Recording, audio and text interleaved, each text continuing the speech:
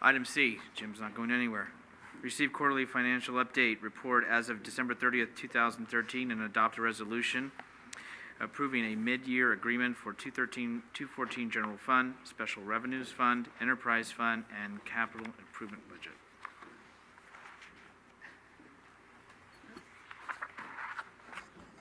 Vice Mayor and members of the council, as was indicated, we are at the 6-month period, and Finance a couple of weeks ago closed the books for the month of December, representing the first half of the year and our ability to report to the council the trends of revenues and expenditures for the general fund and for all of the funds, what we're experiencing through half of the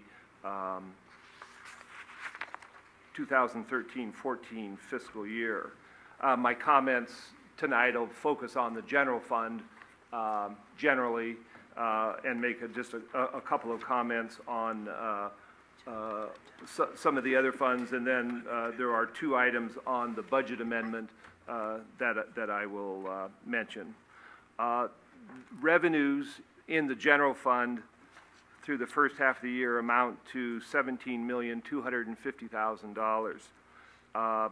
This is 49% of the budget for this year. This amount, the $17 million, is $1.3 million higher than what we received in the first half of last year. Last year at this time, we were also at 49%. So there is some tracking of this year, I believe, to last year.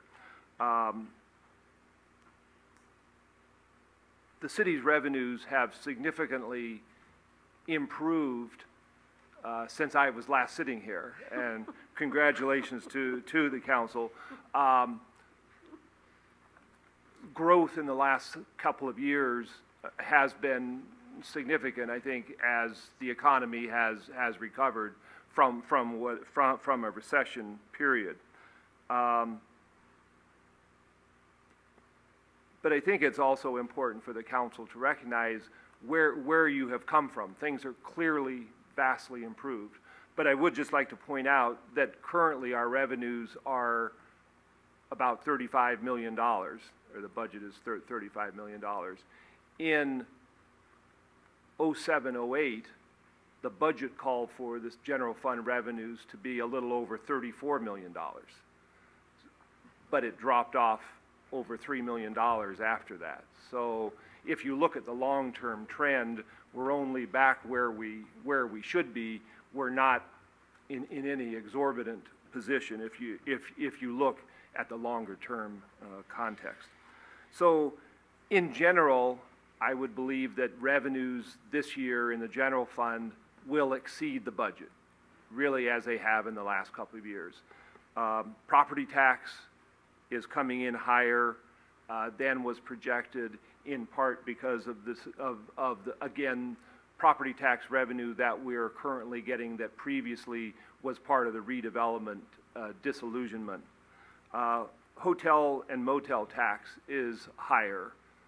And again, I would believe that because of the robust business environment at Bay Hill, that business travel in San Bruno continues to be very robust, and I think that represents the higher hotel tax.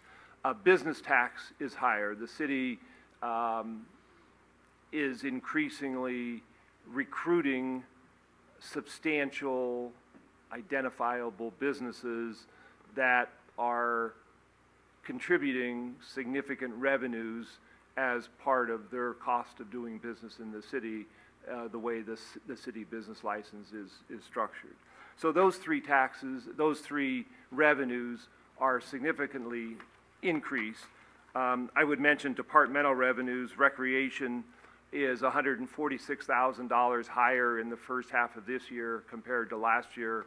There are several identifiable program areas, after school being one, where there is higher participation rate and higher revenues as a result of that.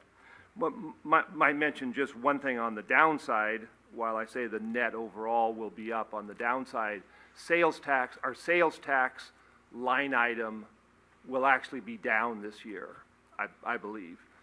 And what I just want to point out to the council is there is no issue with sales tax revenue itself, but the state has taken upon itself, based on their recalculation of ERAF refunds that the city has gotten in the past, they have calculated that the city was over reimbursed in ERAF refunds. And so the state, from our sales tax each month, they are deducting an ERAF amount. So while the sales tax itself is on target, we probably, in that line item, because of what the state is taking away, will be about $400,000 less in that line item. But that's a 1-year event. It'll occur this year, but it will not repeat in future years. So that's a hit we'll take. Overall, I mean, one thing I might mention is last year, at the midpoint of the year for general fund revenues, we were at 49% of budget. At the end of the year, the actual number, according to the CAFR, we turned out to be 107%. So last year was really a significant increase. My estimation for this year would be that we're going to go over, but it'll be nowhere near 107%. It'll probably be 102% or 101%. So we'll be over, but the expansiveness of the increase is really not as much. So that was my comments about revenue in the general fund. I don't know if there's any questions on that. Again, expenditures. Expenditures are at 50%. They were at 50% last year. So again, you know, from the council oversight and from the manager, the managing of the expenditure side of the budget appears absolutely on target, and would not expect any over budget on the expenditure side, and really because of salary savings and vacant positions, would have some belief that revenues will probably come under budget by the end of the year. On the enterprise accounts, the 4 enterprise accounts, the revenues and expense vary a little bit off of the 50%, but it's really consistent with last year and the prior years. So I don't think there's anything there of significant comment at this point. On the internal service funds, I would just point out a number that kind of stands out, that we have through the first 6 months of the year spent 77% of the expenditure total. One of the reasons that it's always high, it's always much higher than 50%, because the single biggest portion of that is the liability premium that we pay to ABAG each year, and that's not split over the course of the year. We pay it once at the beginning of the year, so there's this larger payment. And the ABAG premium was actually $180,000 more this year than it had been last year. So the expenditure is more. The premium they're charging was more. And the workers' comp claim costs, despite the number of claims coming down, the average cost is going up, so there's a higher expense on workers' comp claim costs. So that explains the high number as it relates to the self-insurance fund. On the budget amendment, there are really 2 items. There are 3 entries, and these are items that the council had previously considered. There was the fire hose replacement for the fire department. This was actually a council action back in August, increasing the general fund expenditure budget requirement by $25,000 for hose replacement. So this is the budget authorization for that.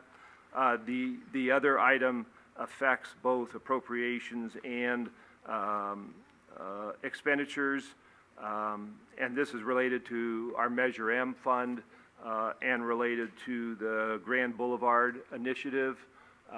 So there is an additional $11,000 required for regular salaries in addition to the grant work that is being done, or the Grand Boulevard work that is being done as far as the case study. And again, the council acted on this item back on September 10th. So those are the two items in the budget amendment and the brief overview of the mid-year financial, and I'd be glad to answer any questions the council has. Any questions from council? If not, any action on the resolution for the mid-year amendment? I'll introduce the resolution. Carol? Councilmember O'Connell. Aye. Councilmember Ibera. Aye. Councilmember Salazar. Aye. Vice Mayor Medina. Aye.